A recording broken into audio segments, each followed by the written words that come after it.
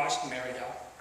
And then at the end of the movie, Mia jumps up and starts cheering. Oh, she was so excited. The whole thing was just fun. She just watched it. She's cheering. Nobody in the world, everybody just doesn't care. Just clap because she was so excited about what Mary did. So now, when you go to the Disney store, they have books about what the movie's about. They didn't have those before the movie, because it would tell you what the movie was about. We didn't want that to happen. And so now they have those books out. So yesterday, we went to the Disney store, and we sat down under the Snow White dresses. Yeah, now here I am, Snow White all around. It's a little round thing, I'm down on the ground. She's sitting right next to me, and I'm reading to her the book, going through the whole story of Mary Diane. And her eyes get real big, and she's just listening. She starts shaking because there's fights and there's bears attacking bears. Has anybody seen the movie? Yeah, bears attacking bears, mama bear attacking. Yeah, that's all right. We don't mind. It was good, wasn't it? It wasn't great, but it was good. And so Mia's getting all excited. And then we finished that book, and then they bought another book that was even more detailed. And so, exactly, so I'm sitting there reading through all these books, and the next thing, there's kids sitting around watching me read this book about Mary. And what's going on here in my little girl's mind is she can visualize the movie where she was at.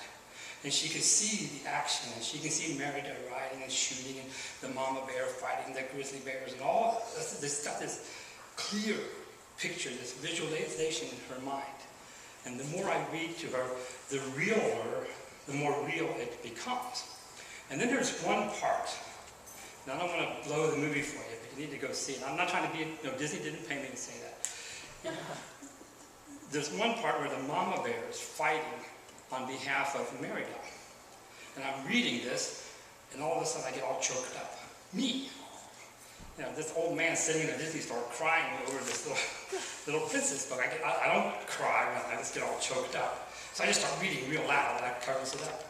And then the next part I start getting all choked up. Twice I go through the book and I'm getting all choked up. We have a word for this in Japan. It's called namida moroi. Does anybody speak Japanese? Anybody study Japanese? All right, namida moroi. Namida tears. That's right, moroi. I don't know about that. Moroi means it just kind of leaks out, flows out at the wrong time. So it's kind of like crybaby-ish. Namida moroi. We don't have an exact equivalent. So it's kind of like a crybaby-ish. I get that way sometimes. When I understand that there's a love factor, that there is this mother who's risking her life for her baby at the expense of all these, it's just cartoon or animation for Pete's sake, and I'm still getting all welled up inside to the point where tears almost come out. I want to remind you again that that is the goal of what we're trying to do, or what I'm trying to do in the book of Mark. I want two things. I want Jesus to come up off of the page and live and walk and breathe. I want you to know that Jesus was a real person. He's not a fictional character. He doesn't live flat. You don't close the book and he doesn't fit inside the book. The book is about such a person who actually stood up, that when read about, when thought about deeply, he creates, the story of this man creates these deep emotional feelings within us. If you do not get emotional sometimes, when you read about Jesus and the things he's done, then you would check your feelings. Because Jesus ought to be having such an impact on us. Now, we don't have to be crybabies. I'll do that for you. But there ought to be such a response to Jesus that when you read about him, it touches something. It's not a mysterious touch. It's a real emotional thing. When I read about the resurrection, we sing on Easter Sunday, Christ the Lord is risen today. We sing that song. I can't sing the song, but I start crying because he rose. This is a real person who really died and then came back to life. So I want us to understand that Jesus is a real person. And the second thing is I want us to resolve to be like him. I want to be like that. Jesus came to leave us an example. Peter said to follow in his steps. This is how Jesus walked. This is how Jesus talked. This is how Jesus reacted. This is how Jesus interacted. This is what Jesus said when they said this. All of these things, I want us to determine I am going to be like that. I want to act like Jesus. This is what he looked like. I will be like that. Now, I understand that a lot of people like to sermonize. Now, sermons. It's supposed to be a sermon, right?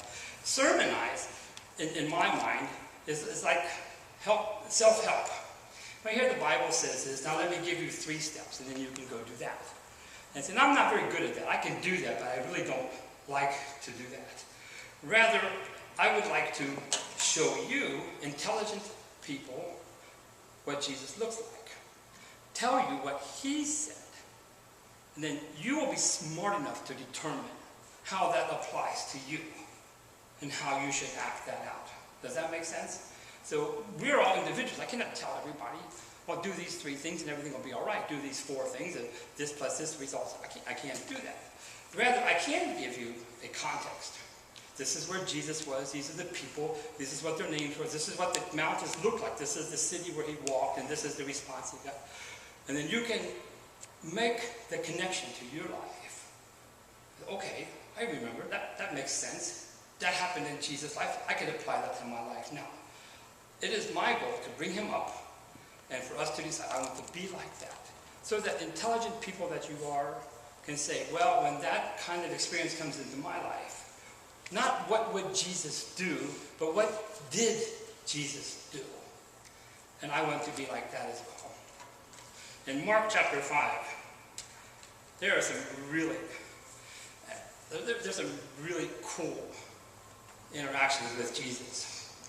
It says, when Jesus had again crossed over by boat. Now remember last week, Jesus was on one side of the lake and he interacted with what? The crazy man, the demon-possessed dude. And all the wee piggies down over the cliff into the drink. Right. And so now he gets out of it, and then he steps in. Remember, he stepped into the boat. He's got 1 foot in the boat and 1 foot on dry land. Remember that part?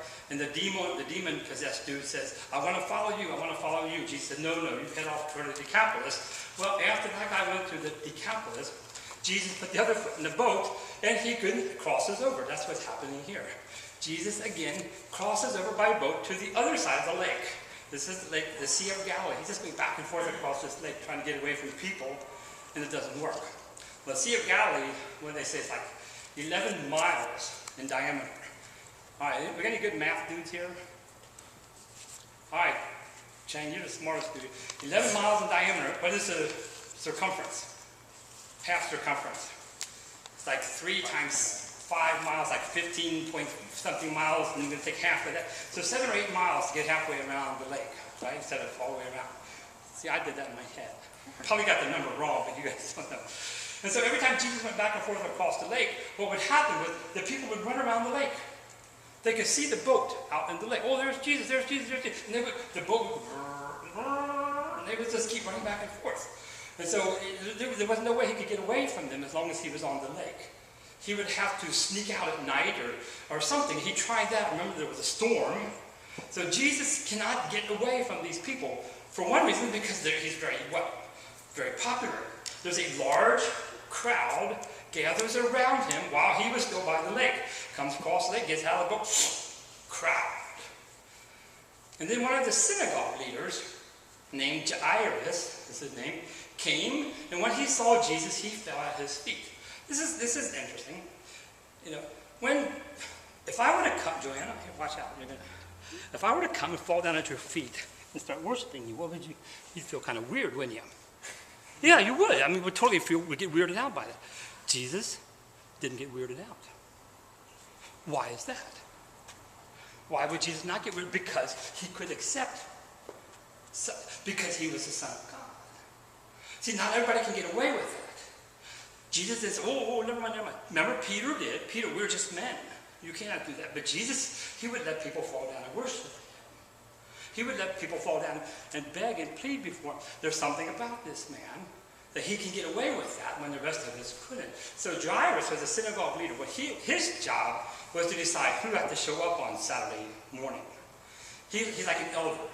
Who gets to do the preaching? Who gets to do the teaching? Did they do a good job? Did they do a bad job? Should we fire them? Should we kick them out? That's what Jairus' job was. He falls down at Jesus' feet, and he pleads earnestly. Now, we've seen this a lot. This is begging. He begins to beg. This is an old man. Well, maybe not too old because he's got a daughter. We're going to find out later. His daughter's 12 years old. So if he was 30, 35 years old, had a kid, he's going to be 40, 45 years old. Jesus is 30 years old, right? 30, 31. This guy's 42, 3, 4, 5. This 45-year-old man with a 12-year-old daughter falls down to this other 30-year-old man, Jesus' feet, and begins to beg. Whoa, that's kind of, whoa, something's wrong here. Beg, beg, please, please, please, please, please. My little daughter is dying, he says. Now this dying means at the point of death. My little daughter is almost dead. Any moment now, she's going to be gone. Now we can kind of get a feeling like that. All of us, we're either parents who have kids, or we're kids who have parents who love us. So we can get that feeling. The guy is just desperate that his little girl not die. Please come, put your hands on her so that she'll be healed and live. So he said, Jesus, I want you can fix her. I know that you can fix her. Please come fix her and give her her life back. So whatever it was that caused her to almost die, take that away and then restore her the ability to keep living on. So the guy's very specific. And so Jesus, and the Greek tells us that he went with him immediately. It touched Jesus' heart. See, Jesus didn't have kids, but he could relate to them. It touched his heart. And so Jesus immediately, without haste, promptly goes with him. And then there's a large crowd followed and pressed around him. I know you guys in the afternoon were all sleepy, right? We're going to do some pressing. All right, come on. Everybody up here. Come. Seriously, we're going to stand up. We're going to wake up. We're going to do some pressing. No, don't stay. Come up here. Everybody up here. Well, not everybody. Come on, you guys. We're going to do some pressing. Watch out for the wire. Look at all these. Come on. All right, there we go. You are going to be Jesus. All right. Now, everybody press.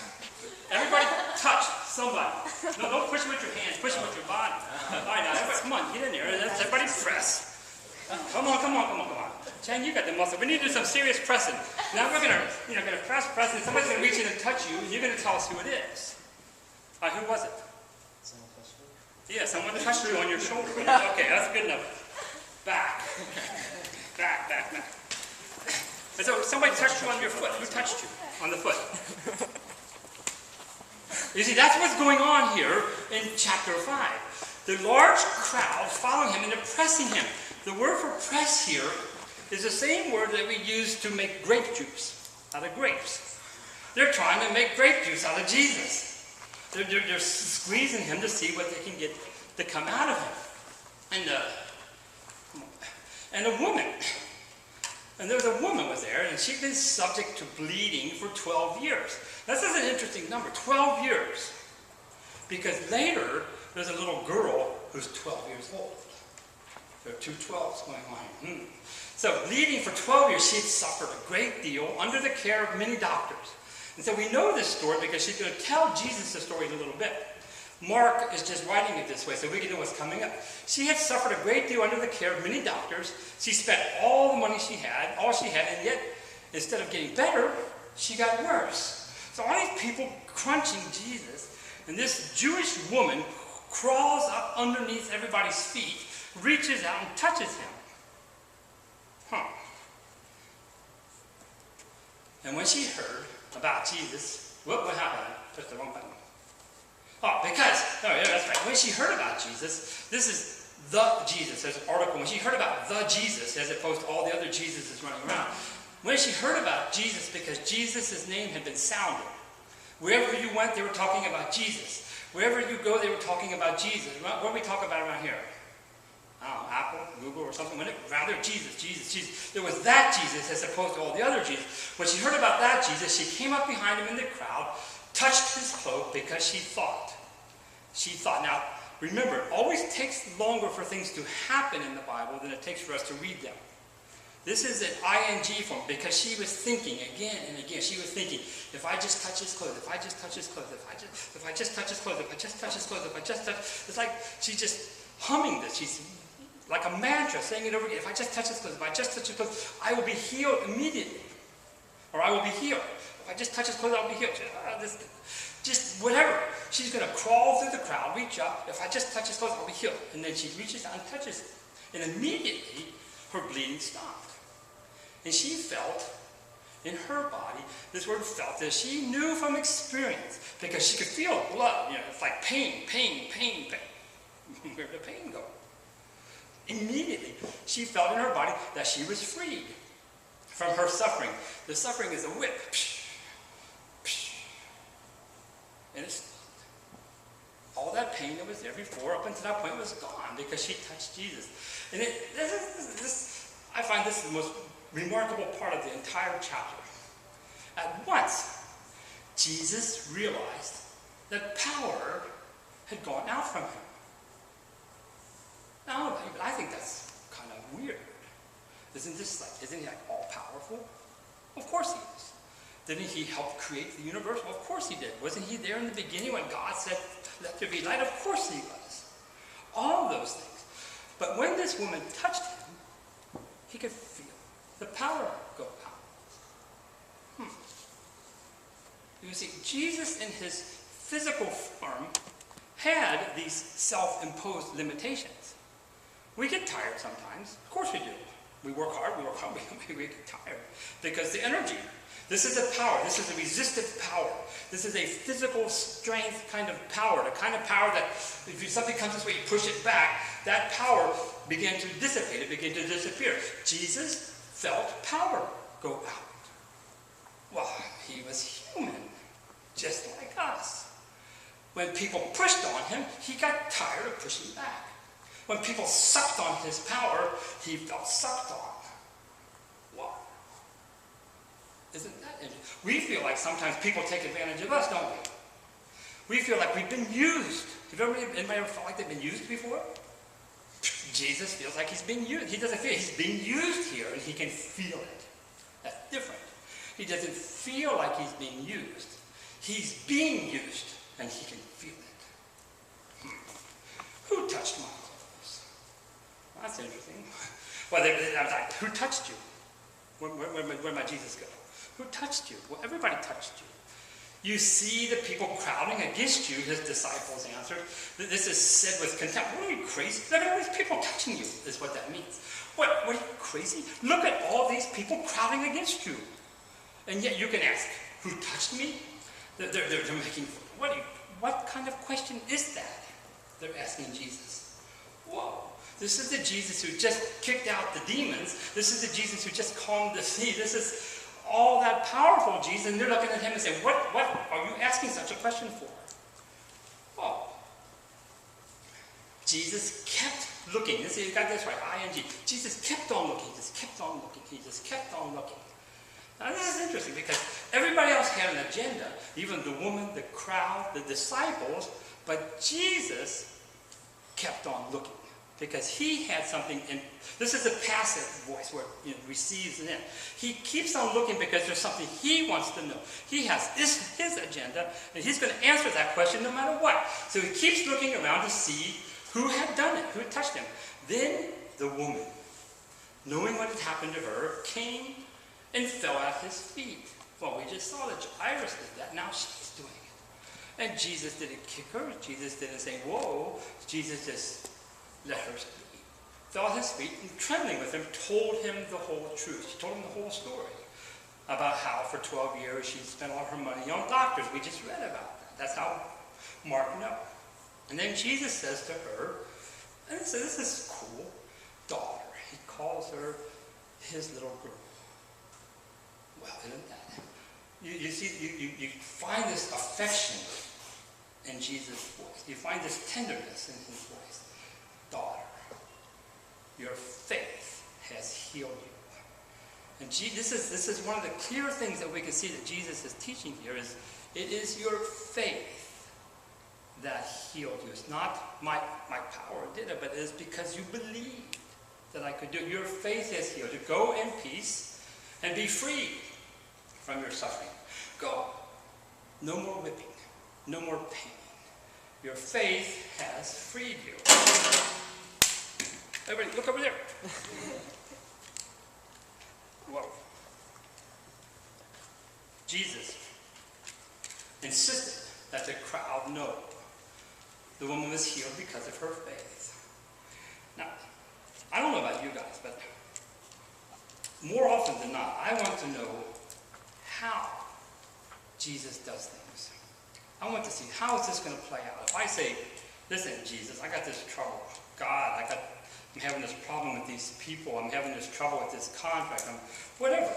I want to say, God, could you please help me solve this problem? And would you tell me how you're going to do it?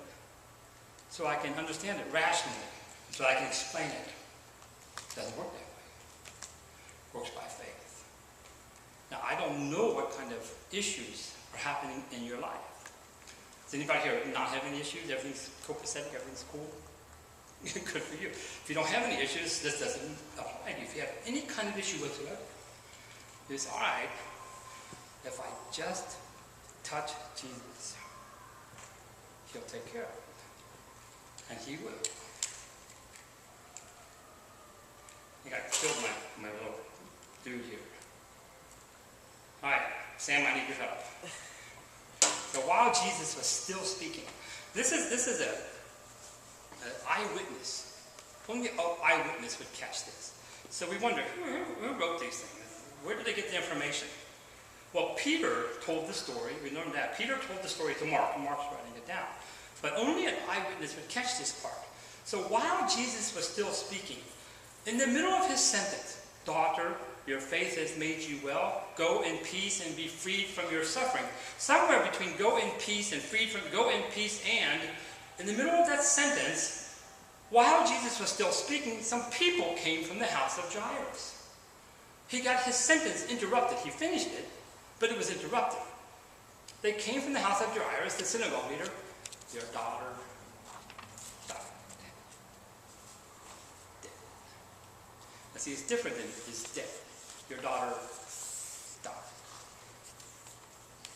This would hurt because Jesus was on his way to rescue her. And everybody knew that he could do that because he'd healed so many people before. It's just another little girl, according to them. For Jesus, it was another power outage. But everybody knew that he could do that. But too bad, she died. Your daughter died while Jesus was on his way. They said, why bother the teacher anymore? Do not annoy him anymore. Overhearing. It says not overhearing. All it's almost the same. The word is ignoring. Jesus just outright ignored.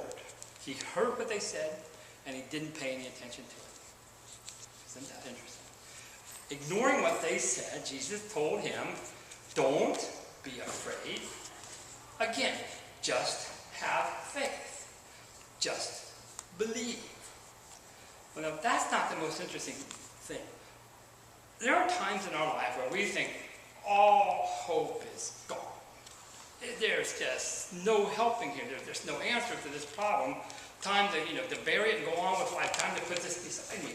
And if there's any one thing that calls it quits and done and finished, put over, finished, no more, it's death. Death. When you're dead, you're dead. Whoa, dead. Nothing's going to happen. They're dead. It's over. But Jesus doesn't know that. See, death is not the end for Jesus.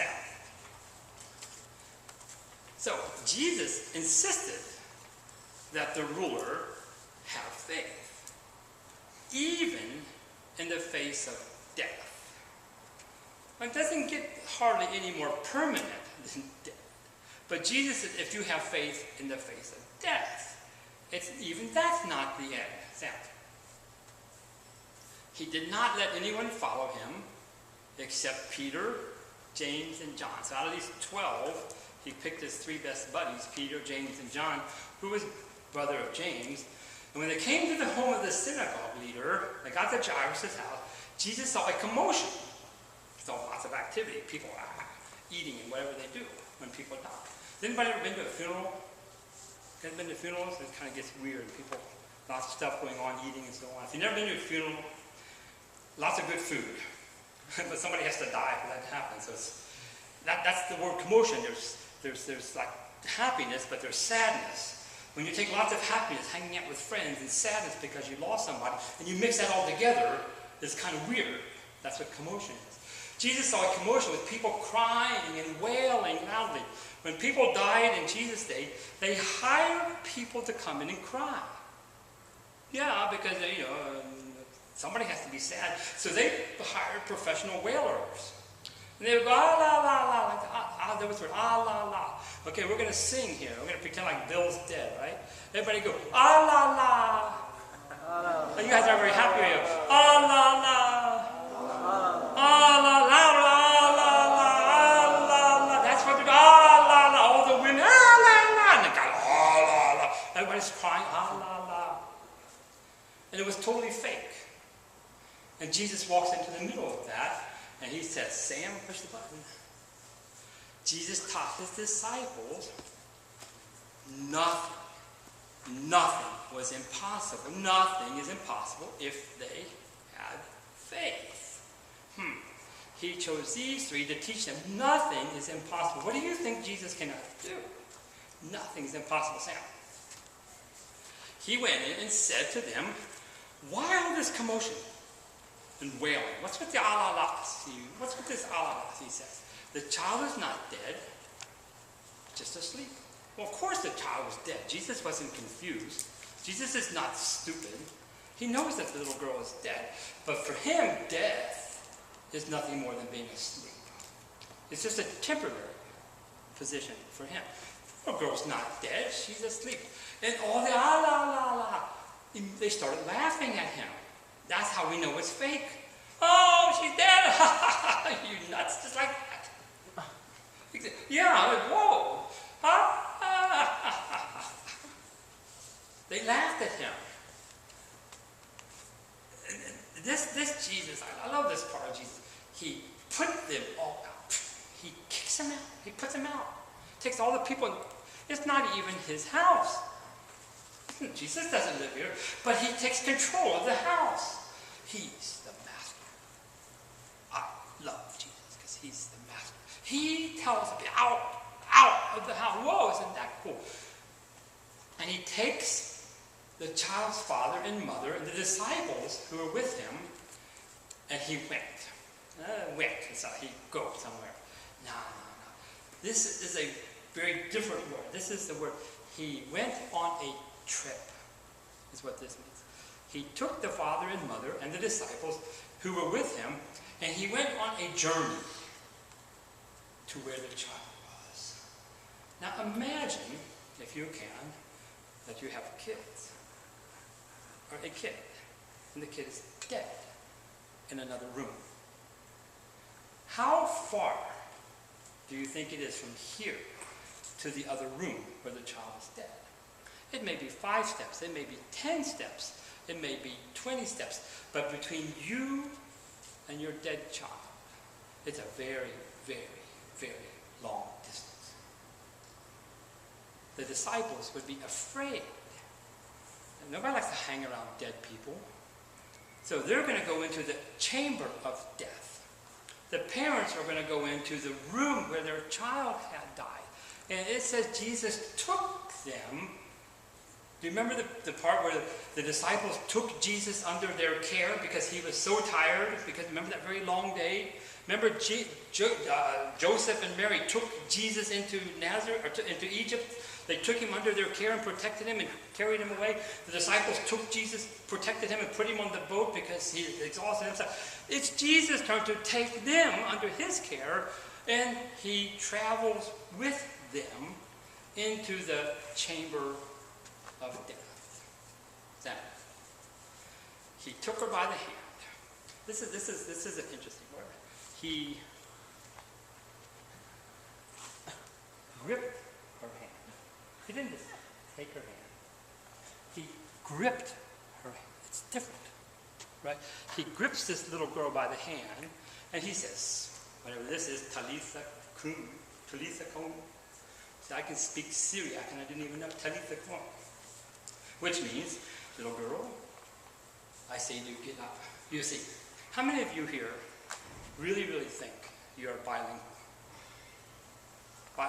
None of you? Okay, Eileen's the only one I'm missing.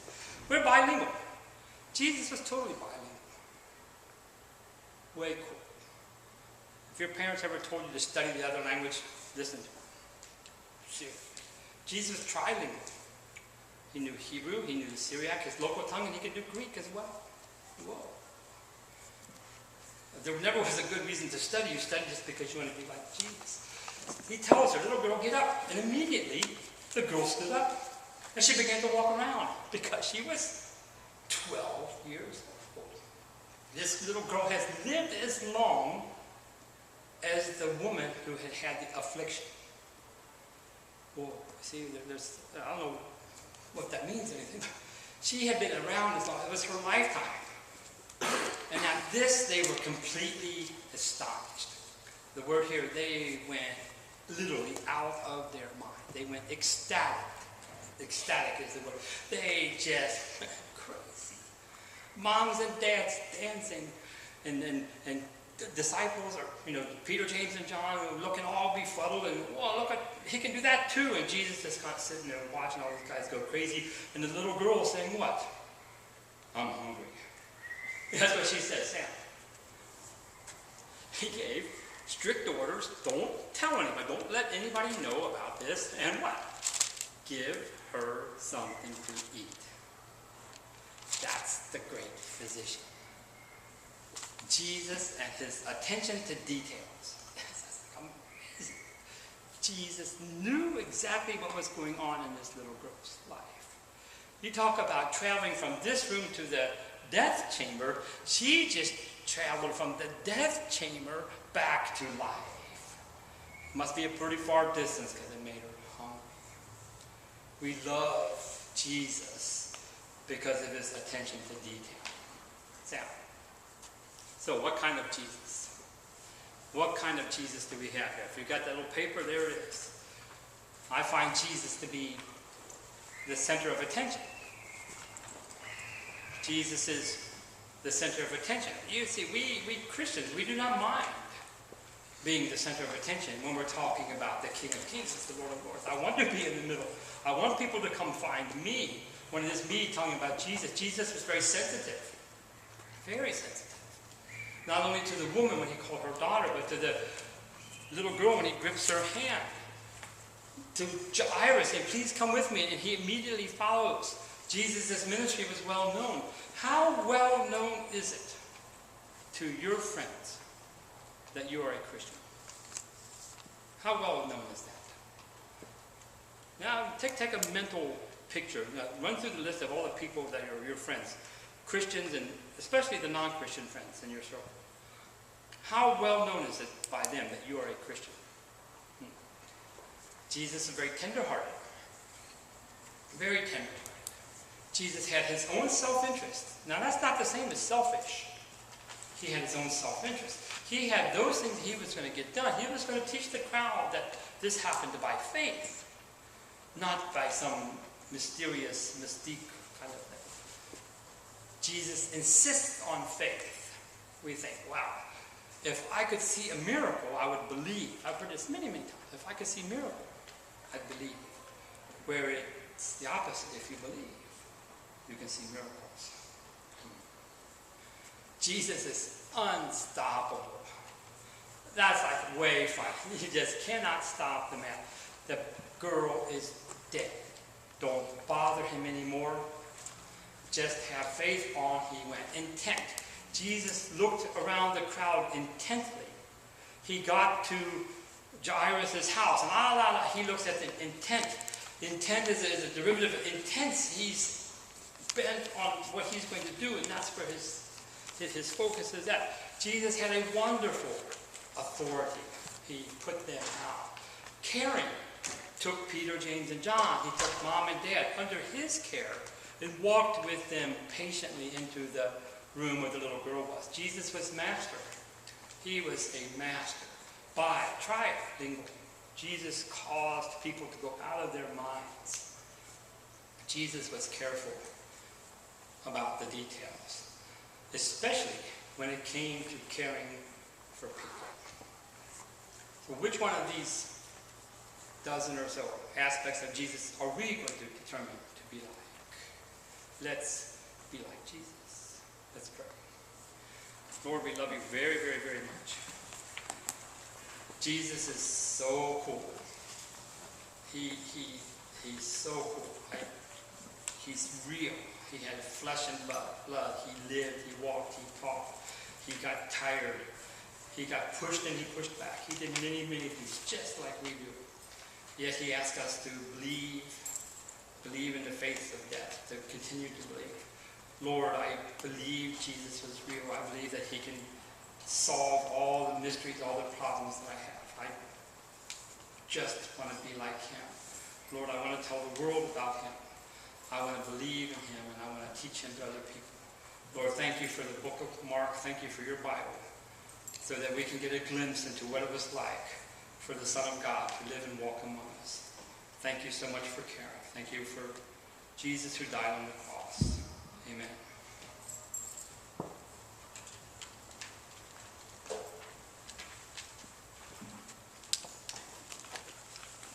Stand for closing, please.